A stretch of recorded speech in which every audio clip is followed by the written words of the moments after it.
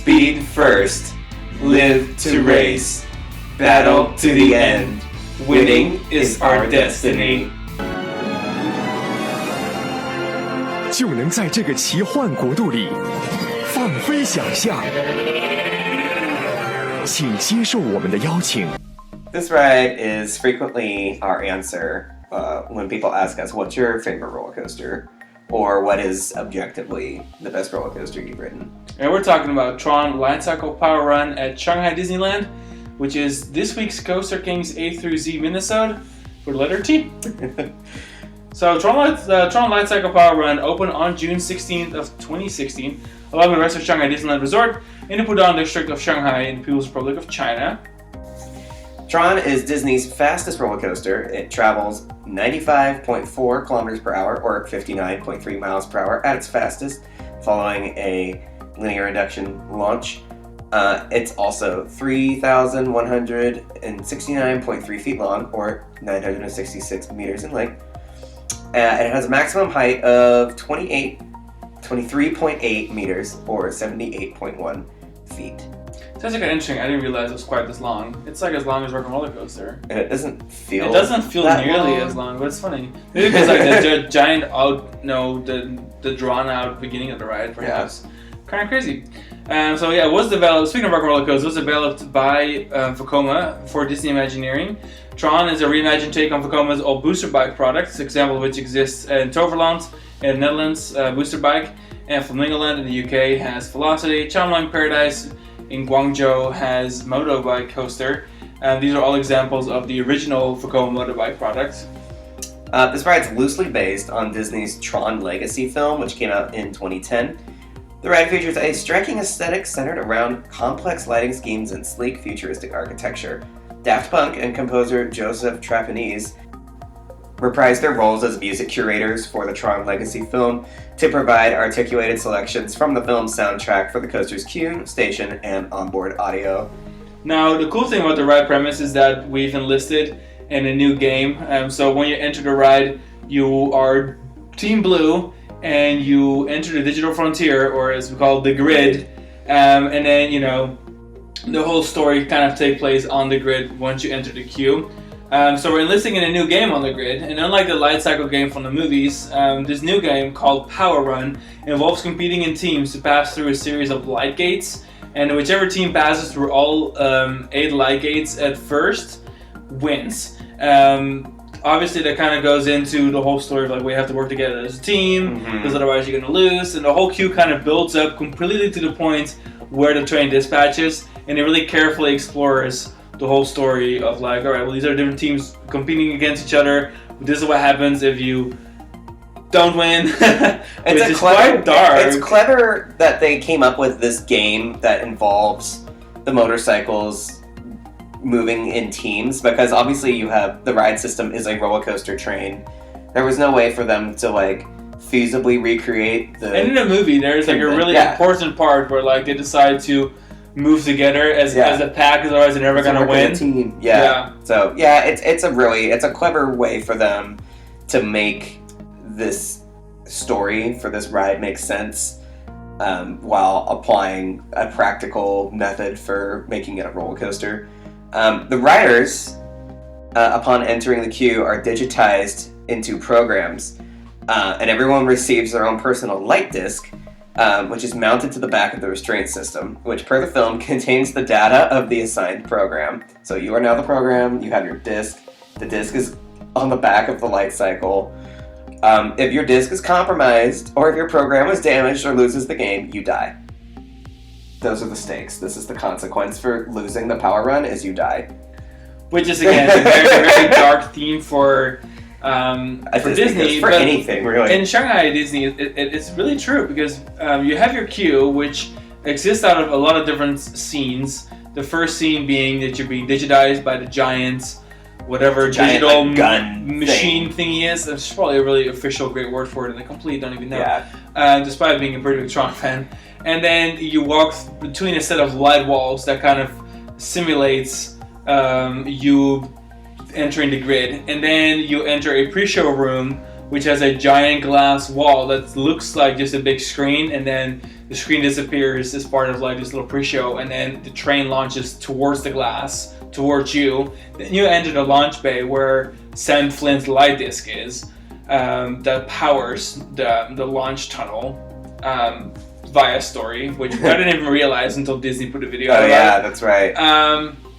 And then you have a set of switchbacks, which kind of goes over the different teams competing that day. Now, at the beginning of our episode, we started with quite dramatic slogans. These are the slogans of the orange team, the red team, the yellow team, and then the final blue team, which we are the blue team. Yes, we are the good guys, basically. Then you're kind of being explained, like, okay, what is the story? Like, what is happening? And you get asked a very simple but loaded question: are you a winner? And on the power grid, on the power run, there are winners and there are losers. Which one are you? And it's, you gotta answer the question, like, am I a loser? The prompt at the Disney's like, thanks for paying a ticket, but are you a loser? Let's find out. It's very intense. It's very severe. The overtones are extremely sinister. It's funny. Which, like, it really does fit nicely. Like, the tone really is a great continuation of the mood that is set by the Tron Legacy film. So, I think the biggest question that I have when I think about this ride coming to Magic Kingdom, which of course is kind of the elephant in the room when talking about the Shanghai ride anymore, is just in its relationship to the Orlando counterpart that is nearing completion. I mean, it's already testing, which is amazing. Mm-hmm. But I'm so curious to see what tweaks they will make to the Magic Kingdom one to make it more Magic Kingdom-y and a little less scary and a little less, like, death-obsessed. Yeah, because it is quite ominous. The audio they play throughout the queue and in the station. And in the station, there's a giant live game board that you watch. Yes, and you pretty much just see like all of Orange Team's components, including the ones from the movie, like Rinsler. Yeah, all of it. Which, for those that don't know, their kill counts. The whole story behind Rinsler. If you see Rinsler on the screen, it's kind of like one of those great connections. It's a little Easter egg moment. And then you are then watching a live game between Team Yellow, not Team Orange, but Team Yellow and Team Blue. And obviously, you're Team Blue. So your components and friends are already on the grid. They're already launched onto the grid for the game, and they are just losing. Like, they are just being slaughtered by Yellow Team. Yellow Team has 7 components left out of 8, and you're down to like 2 on Team Blue. Like, it's just really dire. And then, you see all your teammates die off, and it's like, all right, board these light cycles, and you're next. It's just funny how I'm completely... You're entering a pretty bleak war zone, really. Like, the premise of the ride is that you're on the losing side. You're on the good side, but you're on the losing side, and you're kind of going against all odds, subjecting yourself to the grid, to this game, for the hope of survival. The ride itself, I mean, it's a ride that we've talked about many times. It's kind of like the ambassador of our brand in a lot of ways. I look around our office where we are currently recording, and there's at least a dozen pieces of Tron paraphernalia on every free wall. Whether it's in English or in Chinese, whatever it is, But as far as the coaster goes itself, it's fairly straightforward. It's just very, very well executed. You dispatch, you go into the launch bay, which is so incredibly cool looking. Such a fabulous aesthetic. From there, the launch counts down and the blue lights pulsate. You take off below through the queue area underneath it, and then you crest up into a giant sweeping overbank turn inside the great light canopy with the motion sensitive LED light show program that follows the trains, and it is also echoed by the trains themselves, the blue light cycle trains. And speaking of the trains, before we continue with the layout, I just want to make a quick mention of the trains, is that the trains are programmed fantastically well.